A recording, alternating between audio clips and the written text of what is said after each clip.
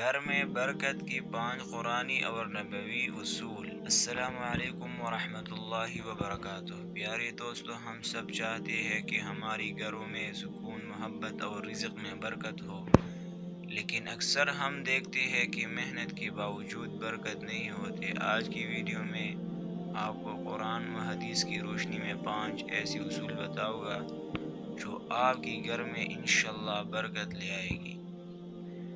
اصول نمبر 1، نماز کی پابندی۔ رسول اللہ صلی اللہ علیہ وسلم نے فرمایا، گھروں کو قبرستان نہ بناؤ، اپنے گھروں میں نماز پڑھو۔ نماز نہ صرف سکون دیتے ہیں بلکہ رزق میں بھی برکت لاتے ہیں، لہٰذا اپنے گھروں میں نماز قائم کرو۔ اصول نمبر 2، قرآن کی تلاوت۔ گھر میں قرآن پڑھنے سے اللہ کی رحمت نازل ہوتی ہے، خاص طور پر سورہ بقرہ پڑھنا گھر میں سکون آتا ہے۔ اصول نمبر 3، سلام اور ذکر۔ جب بھی گھر میں داخل ہو تو سلام کرے۔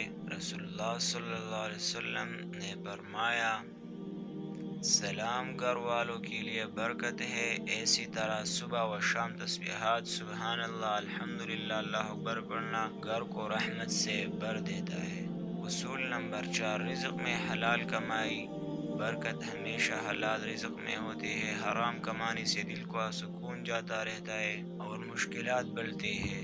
اصول نمبر 5، شکر اور صدقہ۔ شکر ادا کرنے والے کے رزق میں اضافہ ہوتا ہے۔ صدقہ نہ صرف بلا کو ٹالتا ہے بلکہ گھر میں رزق اور خیر و برکت بھی بڑھتا ہے۔ پیارے بھائیوں اور بہنوں، یہ 5 اصول اگر ہم اپنی زندگی کا حصہ بنا لیں تو انشاءاللہ اللہ ہماری گھروں میں سکون اور برکت آئے گی۔ اگر آپ کو یہ ویڈیو پسند آئی تو چینل کو سبسکرائب کریں اور ویڈیو کو لائک اور شیئر ضرور کریں تاکہ یہ پیغام دوسروں تک بھی پہنچے۔